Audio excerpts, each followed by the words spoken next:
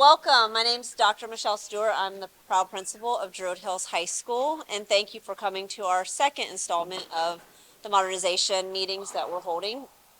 I'll turn it over to Mr. Hofstadter, who is the Chief Operating Officer for DeKalb County. We don't have a sound system in here, being in the cafe, but they wanted a more intimate setting, so we're going to have our listening ears on to be able to hear everything. All right, and thank you, Dr. Stewart, for all your leadership here, and thank you for everyone coming tonight. This is a microphone that I am holding, so it's not just some kind of weird box, right? And that is because we're also joined live stream, and hopefully we have some residents outside here that are streaming us, so if you are, thank you for tuning in as well. First of all, I'd just like to introduce and thank our board member here. We have Mrs. Whitney McGinnis, that is your board member. I'll come back in a moment. And then also, do we have any current staff here? Go ahead and stand up real quick. Just want to say thank you. Any employees of the district? Thank you all. And just as important, do we have any family members of staff who work here in the district? Oh, really? Nice. Nobody wants to claim it, right? Well, anyway, thank you for all that support as well. All right, so we're going to take you through tonight. Unlike the first meeting, which was basically an overview of where we are at,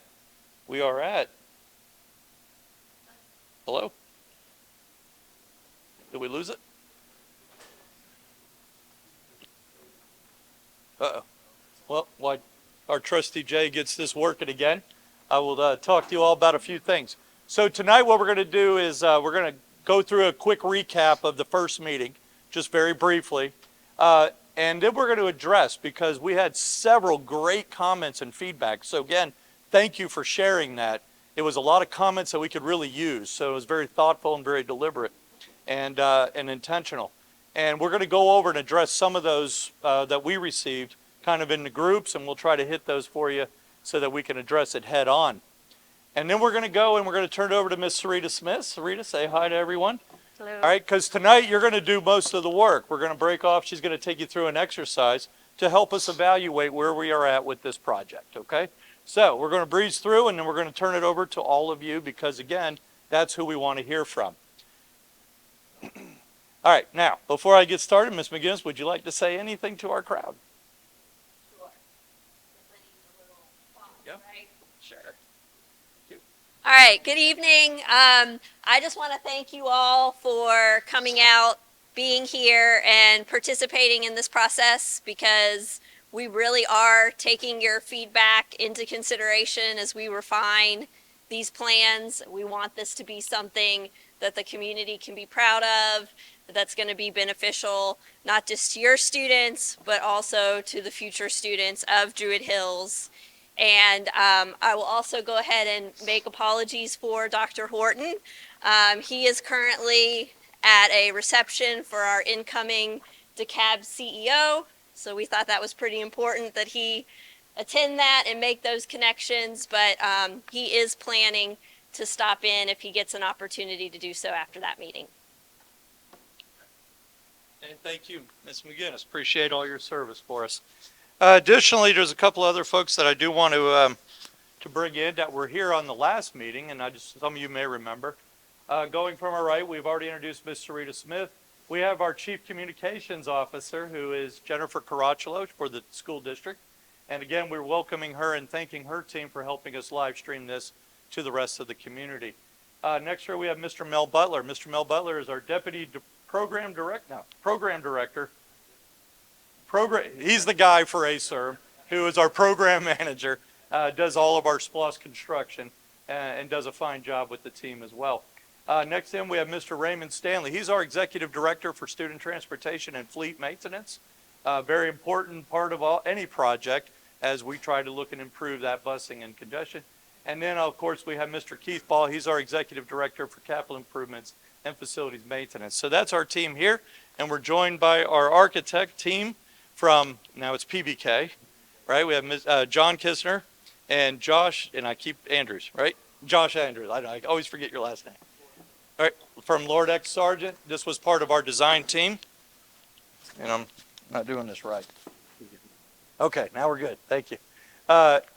who's done a great job, and we presented a lot of their work last month about the assessment of this school. So let's get right to it. Again, if you were with us last time, please take your phone out because we want to hear from you. This is about an interactive thing. So if you take your phone, you can hit that, or you can simply go to www.slido.com. That's www.slido.com, and put in the code when it comes up, and you'll join our conversation. Again, if you're joining us from home on live stream, you can also do the same so that we can also receive that information as well. Okay, give everybody a moment there to log on. Okay. And I think the first question you'll come into is letting us know who you are. All right, so it's very important to us. Who are we talking to tonight, right, and with? Are you a parent, a student, a staff member, a citizen, some random person who just wants to know what's going on? Please let us know, and then there's also should be a question there probably about who you represent. It hasn't come up yet? Nope. Yeah. Yes, ma'am.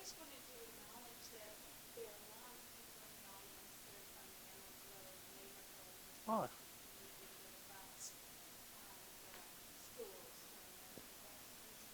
Oh, that's great. Thank you. Emory Grove community. Quick show of hands over that. Oh, wow. Wow.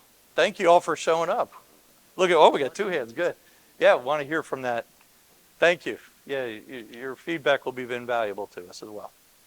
Okay, are we good here? Everybody logged in? All right. Keep that up because that'll continue on throughout the presentation. And go ahead, you can probably answer that first question there. Let's see, here we go. So far we got about 75% of y'all are here for parents of students, right? I think we got some more coming in. We got a few more coming in here, some employees. And I just wanted to show you that because a lot of times we take surveys and answer questions and you never know if anybody's getting that information. This is just proof to you that it is live and we are recording it so we can get who you are and we can hear from you. Okay? And that should be able to keep going. And we'll keep moving on here. Let's say no students here today, right? Not yet. Okay, good enough. All right, let's breeze through now. Let's get moving here. So just a couple of feedback. Obviously, we had our first session. That was on September 23rd. We talked about the situation and an assessment of the school. You all provided us some great feedback on that. There it goes. Oh, we're going to go back down to this one. All right. So we're still building up here. On 9/23, about 2/3 of all our participants at that time were parents. Okay, just so you know who we were talking to. And we had about 35 to 40 people participate in our polling. Again, the critical issues to be resolved that we were able to assess, the ones in red are the real critical ones that we must resolve. And the big ones there, obviously emergency access to the rear of the site. We obviously have a building in the way of that, so we have to work on it. Site accessibility, lots of ADA improvements that we need to make, security, as well as service access for the kitchen. Some of you may recall that we have to take the trash daily from the kitchen, put it in a gator, drive it all the way around the school because we're not able to get a garbage truck back there. On your way here into the media center, you may have seen that gator with some garbage bags in it. Okay, so that's a very real operational thing. And it's also to just about good overall health and cleanliness of the operation. And then, of course, we have about 6 more of the systems here within the school that we are going to plan on as part of this modernization. Okay, so that's a quick overview of the assessment. A couple of things here, just to set the scene again. This was approved by the board in 2022 as a DOE, Georgia Department of Education Modernization Program. Okay, and you're able to go online if you'd like. There's a guideline for it, or we can provide one for you if you'd like. Obviously, it was to take the current campus the way it is, right, and to modernize it. The original budget was 50. The presentations that we shared since 2022, cost escalations and other things, we're running somewhere around 80 million, perhaps as high as 100 by the time we're finished with all the little other things that pop up during a project. The other thing that was talked about was moving DHHS to another site. There's many people who commented about doing that. And the question at the time is, how much does it cost to build a high school? The real answer is, how much do you really want to spend? But in today's contemporary standards here in DeKalb, we're estimating that to be somewhere around $180 million, depending on the site, okay? Depending on the site prep. So those were some of the questions and answers we're recapping from the first meeting. There was questions about land purchase options and whether or not we had it. So this project, the direction for this project was to modernize the campus as it currently exists, because that is what the district owns, okay? While we have talked about it, we have not taken any action or any activity about exploring acquiring any more land, okay? So the project that we're currently tasked with is using the existing campus as it is to modernize and what it takes to do that, okay? All right, and of course, if there was any kind of, that's a much bigger process, and there's a lot of other challenges that go with acquiring land. So that would be a whole different conversation. That is not currently part of this project as it stands, okay? Again, you can just kind of see where the land is and who owns, obviously we have the railroad tracks in the back. That's a prohibitor as a boundary, okay? I believe Emory already owns quite a bit on the other side of the street, and I'm actually two sides of the street. We have the church, and of course we have the residents here, okay? So just kind of set back up where the site plan is. Okay. We going here? What's going on? Okay. We're not going here. My apologies. There we go. There we go. Okay. There was questions about what we call the historical building, the building that was built in 1927. It's obviously the one that we're most familiar with. And there was more questions about what actually occurs there. Keep in mind that the walls itself, we lost it. Oh, there, now it's back. All right, the walls itself, and I really want to make expectations on modernization. The walls are the walls. They're not going to move, okay? Now, we'll clean up the outside. We'll fix the outsides and make sure it's all, more up to date and structurally sound. But the architectural assessment, the engineering assessment, this building is a very strong, well-built building. Now, that being said, when you walk inside, that's where you'll see most of the modernization. It's what's in the ceiling, right? New pipes, new electrical, all that kind of stuff, right? New ceilings, new lights, paint, floors, that type of thing, all right? But setting that expectation, the hallways are the hallways. They're not moving. The classrooms are where the classrooms are, but we will cosmetically fix all those, and we will mechanically fix everything that you need to make that building run. Okay, all the different window systems, plumbing, mechanical, electrical, all right, all that will get changed. Okay. The other one was what I think we call here the elementary school wing. People tend to know it's that far east building, I guess. There was questions about that. The architectural assessment said the building actually meets DOE standards for square footage and for all the things that it does need. So in the program, that building will also stay. The walls will not move, okay? The outside walls are the outside walls, the hallways are the hallways, and the classrooms are the classrooms.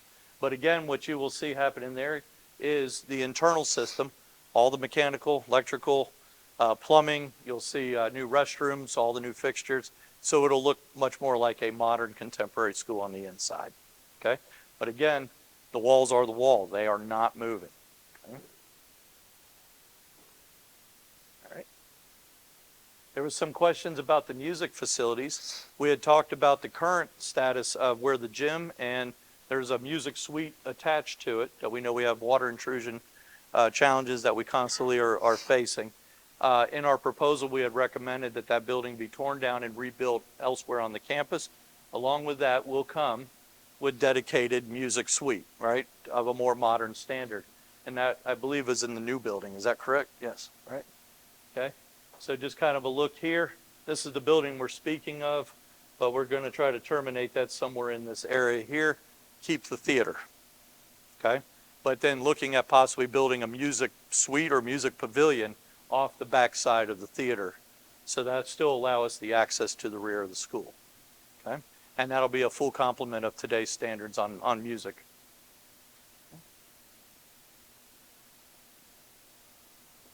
Okay, kind of a as-is picture there of what that may look like. kind of a rendering. Again, this isn't the final plans. This is just what can be, okay? Still have a lot of work to do, but just trying to give you a visual of what can be. All right. All right, there was talk about building a parking deck. Currently, that's not in the scope of the plan, nor do we have the budget to add that at this time. But the current site plan does call for increased parking and creating more parking. And I think by about 100 spaces, if I recall, somewhere in that range. And perhaps even more, depending on the final site plan.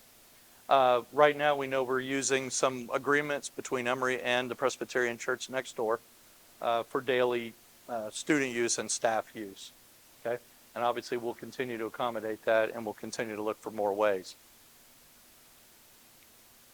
Same with the outdoor space. We know as the campus currently exists, it's mathematically impossible to put a regulation track in that field. There's not enough space, all right? So what you see out back is pretty much what you have, all right? Obviously, it can be cleaned up and used differently, but there are some limitations there as well.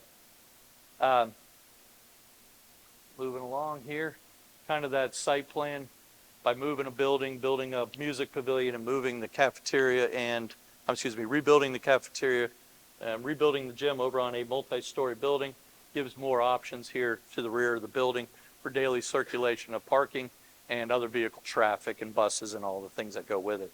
That should help some with the congestion. But we're looking at somewhere around 175 total parking spaces. Right now, we're running at 81, I think.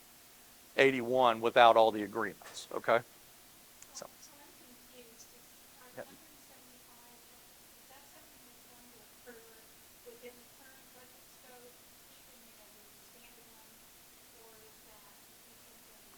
No, in our modernization program, we are calling for that right now. Okay, again, it's not the final, but it kind of gives us an idea, a conceptual idea of what is possible. Okay, we still got some work to do, and that number may be, plus or minus 10. It depends where it lands. But we'll use every available space that we choose.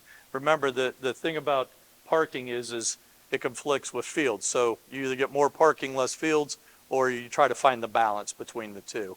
All right, and that's the kind of feedback that we love to hear from you all. You can't have one without the other, right? So it's one of those is what's more important. Yes, sir.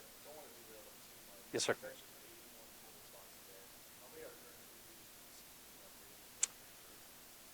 We are gathering that. Oh, I'm sorry. Yeah.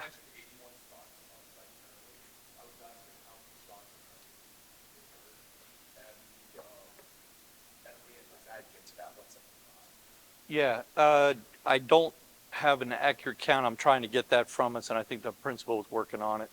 But I know we're looking at 30 in the new parking garage with Emory, Emory's new parking garage. Okay? That 30 excludes the current parking. That's right. There's 81 parking spaces on the physical campus that it's owned by DCSD. Okay. So how much more we use, I got to get that number for you. I don't have it with me right now, but we'll try to grab that to you soon, because that's important. Oh, you do have it? Yeah. We lease how many? 75. 75. There you go. So is this additive? This does not contemplate or include any of the leased parking. Right, no. So what I'm asking is, like, when you're talking about that, is that 81, 175 plus additional spots, and you're going to maintain lease arrangements, or are you talking about 81, 175? We would continue to look at, we can get up to around 175, right, on campus, all right? So that would increase there. We would continue to look at any kind of ongoing partnerships with the leasing if still needed and desired, all right? We're not there yet, but these are, again, possibilities of the project, okay? Just for context, Mhm. parking has been a significant issue in our neighborhood. It's gotten better this year, and that's probably because of the clean energy, which is great. But we have had issues with cars lining the streets, and, children and people with pets walk up from behind parked cars. We've had some near misses. Yes, ma'am. Yes, ma'am. We recognize that, And again, when we talked about the last meeting, there are still constraints with the actual site here. Okay, and in certain cases, you can put a lot of money in, but it's not going to get you everything that you want. Okay, there's just not enough space. If that makes sense. And yeah, we need to look at safety plans. By doing this and getting more circulation, our goal is to get more cars off the road during, arrival and dismissal, as well as buses, and then actually get them parked there and then try to make it a little bit safer campus to the extent we feasible. Yeah. I just think the Yes, sir. question is what's I'll come over here. baseball field that was removed, that was the Baseball field? well, the baseball field was where that. It's right over here. Yeah. Yeah, this is just a mock-up. It was a softball field that's currently on campus. Okay. So, there was talk about maybe putting it inside the track area. Right now, as we know, Druid Hills High School, football, baseball is all over at the middle school. And soccer, right, oh, track, yes, I'm sorry, track, yes. That's all over now at Druid Hills Middle School. Yeah, and that's why we say we still won't be able to get them on there. We just can't get them to fit on the current property. Yeah, great questions. Yes? Just to clarify, the proposed site plan here, even though it's still citing the proposal for the current project. That's correct. Correct. This is what we call the modernization. These are things that we are doing in order to address those critical areas that we talked about earlier. Okay, having to remove this building to get access to the rear for emergency use, fixing the kitchen, all right, and then rebuilding the gym, plus art and all the music and everything else that would go with it, all back in here. Also trying to improve the safety by building a connecting building here, what we call the spine, that allows connection for the entire school to help with just overall safety and security of the building. Okay. I'm just curious, Yep. sir, are you addressing, when you talk about safety, does this plan address at all, what you would do in, a shooting situation? Well, those, yes, That- yes, and we will, but those are operational, not so much facility oriented, but that's run through our public safety. Yes, ma'am. At the last meeting, we talked about overcrowding. Yep. Currently, so we talked about the last week's Wednesday and all those things being missed around. Do you have a solution for overcrowding? Yeah, let me get to that. It's, yeah, I appreciate it. Thank you. Yeah. Again, there was some questions about how to use the outdoor space. This is an example, not the example, just kind of the different fields that we could use for courtyard space, how they can be incorporated into the daily circulation of the school. Okay, and that would occur here in these areas such as the switchbacks, because we have the elevation change. So it's trying to make better use of what's available here. Okay, you can see the circulation's fine here. And let's see.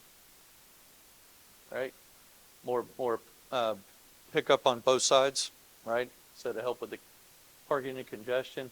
And again, remember we had 9 elevation changes here currently. We're trying to reduce that to 4. Is that correct? So we're trying to eliminate that. That's especially important for safety and just for overall accessibility of the campus. Okay. So again, an idea of what that field might look like. Okay, and where it can go. All right, co-curricular spaces were also one of the other we received several comments about. All of these will require all the necessary life safety and ADA accommodations. Okay, it's very important to note that the school is currently compliant as it stands, but once we start on any renovation, we must bring it up to the modern ADA accessibility. That's by code, but also it's the right thing to do. Okay, we want to make this safe and accessible. And again, you can look at the different buildings. Just again just a recap of where we were with the original. Again, all this is accessible on the website, on our capital improvement website. We do have a link set up just for this project, and all this material will continue to go on there. So we have some other questions here about. Does it require a gym to be an adequate high school? Overwhelmingly, right? Is what the respondents told us. Same thing about an auditorium. So right now we've got a small theater here. It's not the same theater that you would see in the rest of our high schools, right? So the current plan keeps that theater, obviously cleans it up some, but it doesn't have a large 600 seat auditorium that you would see at most of our other schools. And again, that's just because we're just running out of space. Okay. All right, capacity enrollment. So there was questions about capacity enrollment. Right now we're hovering somewhere around 1,450 students for this year. Okay. It's been that way for a little while. All right, it's been over 1,300. This school has what's called 71 classrooms or 71 IUs. That is how the state calculates its capacity. But, and I don't want to confuse everyone because we talked a little bit about this last time, right? That's a lot of it is how we get funded from the state for certain projects. Okay, it's basically built on a formula that's about 19 students per what they call instructional unit or classroom that meets certain square footage. That can be called a classroom. So good principals, and we have them all. They use their buildings to the greatest extent feasible. If you have a small class, they may not put you in a large room. They will put you in a smaller room, but that room may not be considered a classroom because it doesn't meet the square footage requirements. So that is not included in the overall capacity. All right, did I thoroughly confuse everyone? No? Wow. I've been working on trying to make it more succinct. We are looking at our forecast somewhere around about 100 more students over the next, 4 or 5 years, staying in that fluctuation mark. Okay, so therefore, when you look at the original plan, it's anything we tear out, we are replacing the same amount of classrooms back here. Okay, so there are 71 instructional units, right? If I recall, we are going to have 71 when we finish everything up. Okay. The rest can be done through programming or other means. And again, when we look at capacity, we're talking more about a range and how schools operate, particularly high schools. Okay? All right. A couple of questions. Yes, ma'am. Problem to me. You have overcrowding now. You anticipate this increase in enrollment, but you're not increasing capacity. That's correct. So it sounds like a very real problem. It is. Now over the next 10 years, and a real missed opportunity if you're about to dig up the school and explain the rationale. Yeah. So that's what the current modernization program has. When you start adding more classrooms, you now get into different square footage requirements for other things such as cafeterias, additional restrooms. All that has to be included. Wider hallways in certain cases, depending on how many rooms you have. The ability to go up. So it creates a whole new space, right, that has to be calculated. And where does that go in the typical program?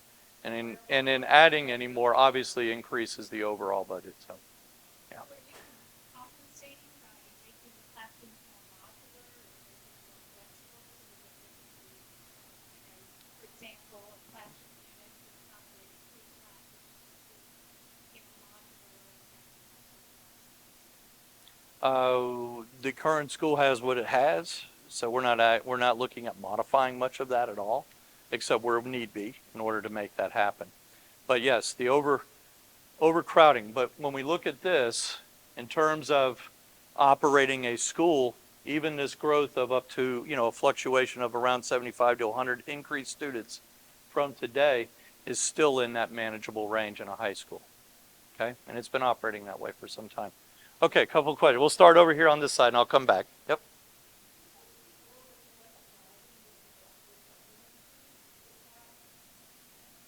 Hit that next slide.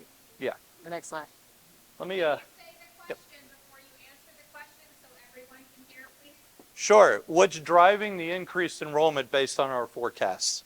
Okay, so there are very many statistical algorithms of how we arrive at forecasting. Our GIS team and our forecast team has been pretty good. They're always within 1% of all forecasts. So we have high confidence in this.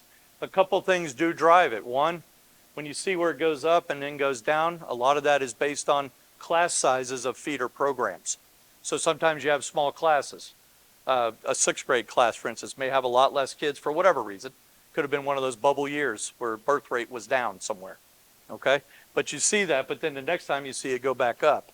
This also contemplates the amount of development that's currently happening or is proposed to happen within the current boundary of the attendance zone. Okay, we do know that there's a development happening, particularly on the southern side and down near Avondale. Okay, We're seeing some development occur there.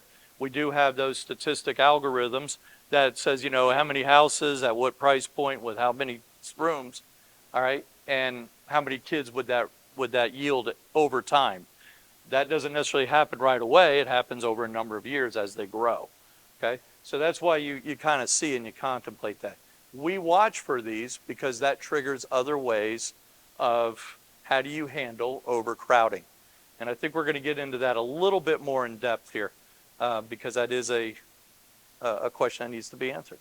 Okay, all right, let's go back this way here. Yep, I think we had her hand up next.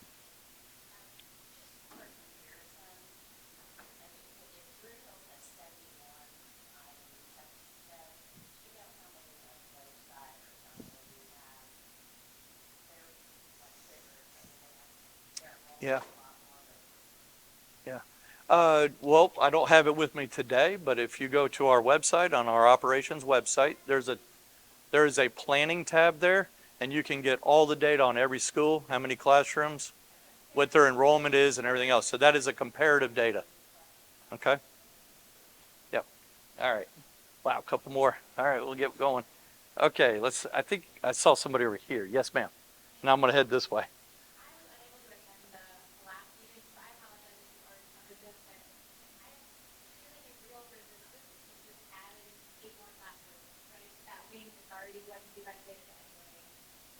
Space, the plan, the layout, seems like it's going to accommodate, this is where I know this, so it's going to accommodate another 25, 30 feet off the back. Is there a reason why we're not considering adding more classrooms? One, yeah, one cost and the overall ability to handle that many children and staff here. So I think there's a lot of things we have to contemplate. It's not necessarily a no, is not what I'm saying, but that's not part of the modernization project.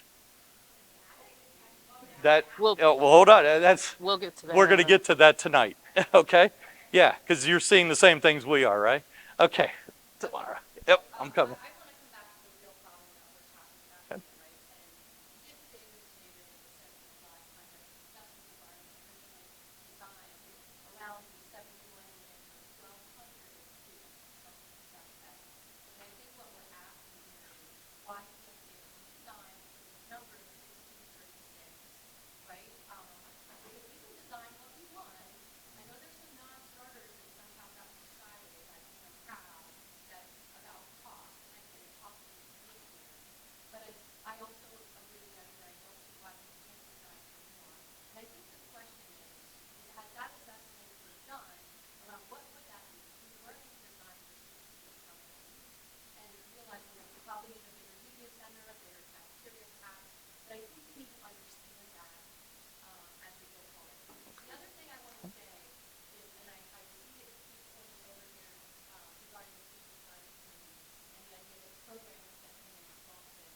I want to say I find it very disappointing and unsettling personally that that would get put forth as a potential answer to this issue. Okay.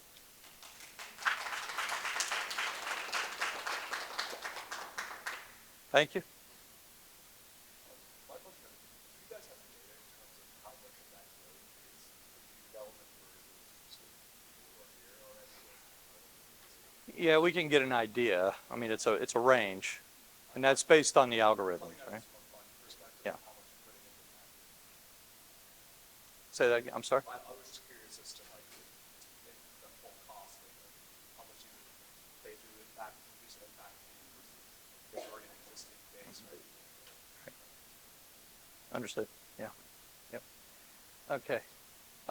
There was, again, the question about where do students live. So this is an overall, and I know it's a little bit hard to see here. Again, this is all on the website if you want to go see it. So there's our Druid Hills attendance boundary right now, and these are the adjacents. So you have McNair, Columbia Towers, Clarkston, Lakeside, and Cross Keys, which all are somewhat adjacent to the original. The heat map here obviously shows where the student density is. And you can see in the bright yellow, that's where it's very, very, very dense. So that's where most of our students live. And then obviously as it fades to blue, there's less students. Now, this is a pan. If you move this into here, this is the actual Druid Hills attendance zone as it currently sits. All right, and you can see where most of the students that attend, the vast majority, live along the eastern and kind of the southeastern side over here of where Druid Hills, the high school, actually exists. So there were questions about that, okay? And by increasing that, we do have to weigh different things, okay?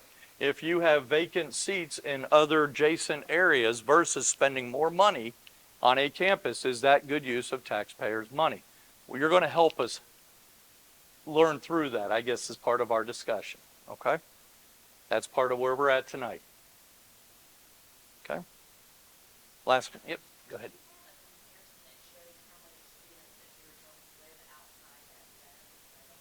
Yes, we do. So there is a school choice magnet program here of students who do not currently live in this boundary. So when we talk about things being overcrowded, is it artificially overcrowded? In other words, through programming, is it overcrowded by those decisions? Or can it be brought back down by the same decisions that move some things elsewhere? Okay? And then all of a sudden I hear from y'all. We have such a nice large crowd here. We really want to hear what you have to say, okay? Yes, ma'am. I just have a comment.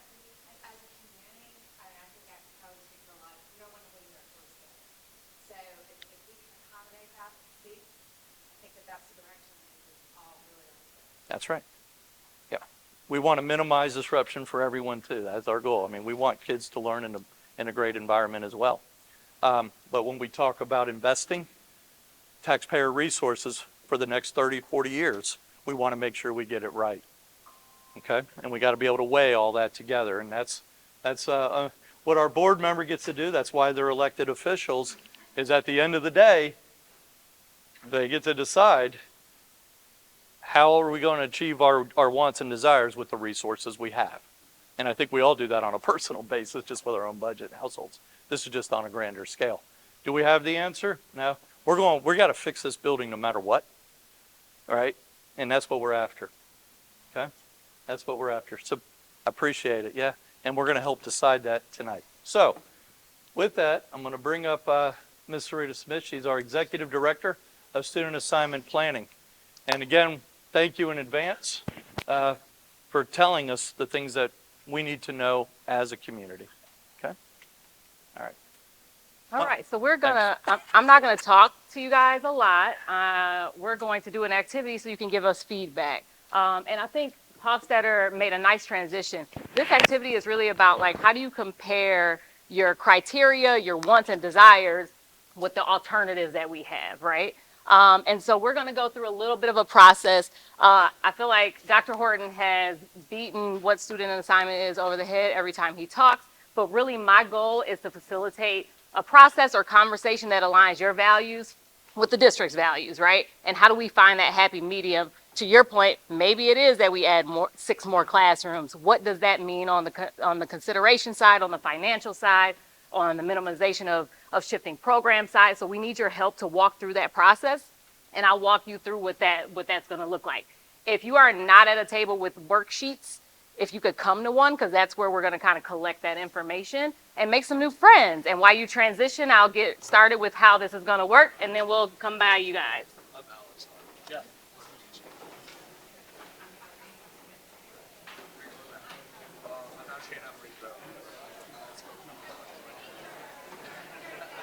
Everyone's not going to have their own worksheets. You're going to work together. So just get to a table with a worksheet with somebody. You don't need your own.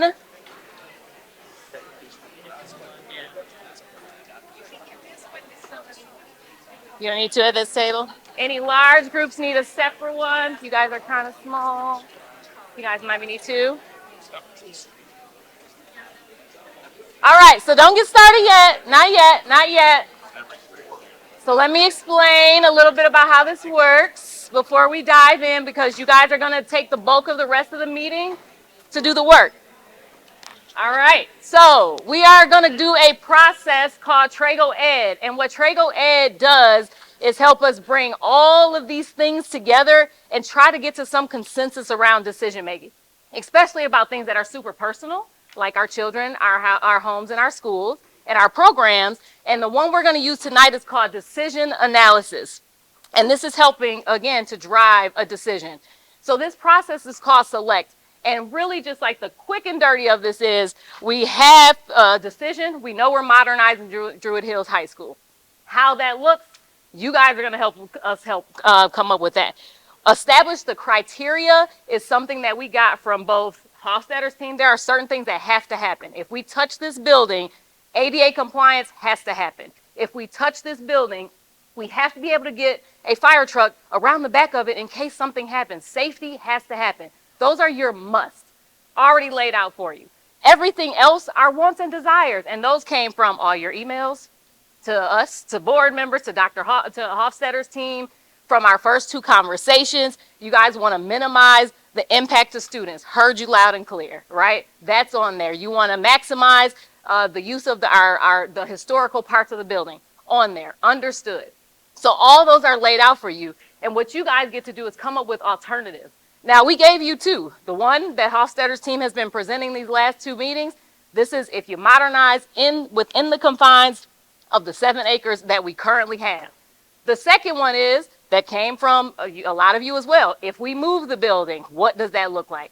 3 and 4, up to you. Come up with it. Dream big. Figure it out. We don't know. But what you do have to do is connect it to criteria. So here's where it gets a little funky. Now you're going to follow me, but I'm going to come and do this with you guys, and we're going to come around to the tables. We got a good chunk of time. Here's my example. I want to take my child out of my home. I'm tired of them. I want to send them to daycare. I have 2 options. I grew up in a YMCA, so I'm going to use the YMCA as one. One option is send them to the YMCA. Love the YMCA. The other option is home daycare. Nice and convenient. Let me compare the 2. Similar to what we'll do here. My must, they have to have background checks, and I need at least 3 years of experience. That is my non-negotiables. I can't, if those criteria or the alternatives don't meet that, not considering it. Other things, I'd love for them to learn a different language. Bilingual children, amazing. I would love for the cost to be minimal, and I would love for them to maximize on some pre-K experiences. So these are my criteria.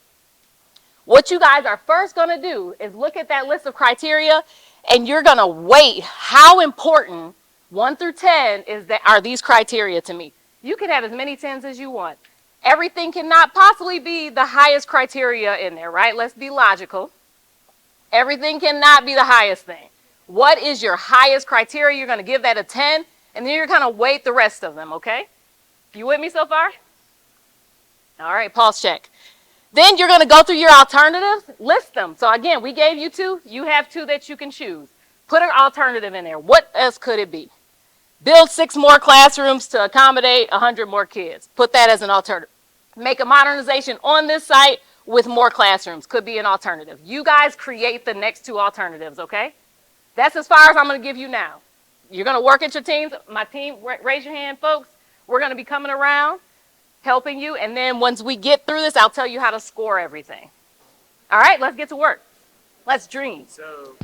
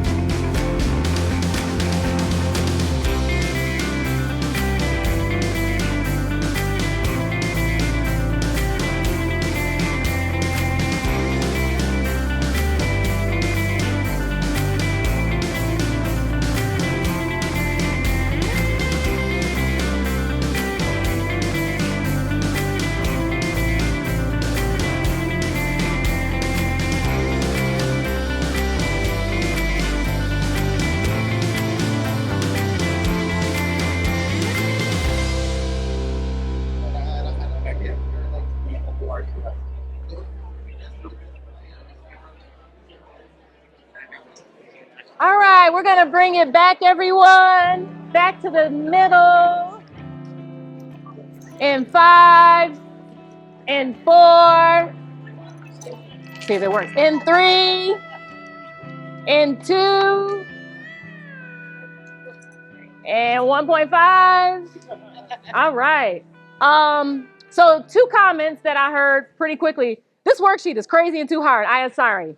The purpose really was to take you through a process like we do in our planning department. Anytime an idea comes up, a board member sends us something, we go through several criteria, things that are mandatory for us, things that are desires and wants and wishes, and we try to weigh those things. And so really the purpose was to give you an idea of our thought process as we go through these very challenging decisions. As you can see, they are not easy. They are quite complex. By no means that I expect any of you guys to finish this worksheet. I should have probably said that in the beginning. But we are going to collect them. We are going to aggregate that data for you guys and send that back, not just to you guys, but also to the entire Druid Hill community. Like, hey, we've been going through these worksheets and these workshops. Here are some ideas that kind of are bubbling up to the surface. I heard an idea of building a stadium where all the kids could play and then repurposing the green space. Really dope. Several of you guys put build more space.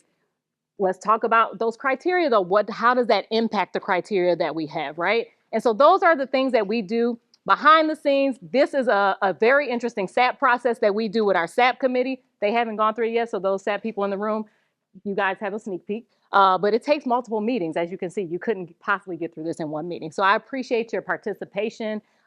Just a little sneak into how SAP works. And we do this over 18 months, which is why, because it takes like 3 hours to do one of these worksheets. So I appreciate that.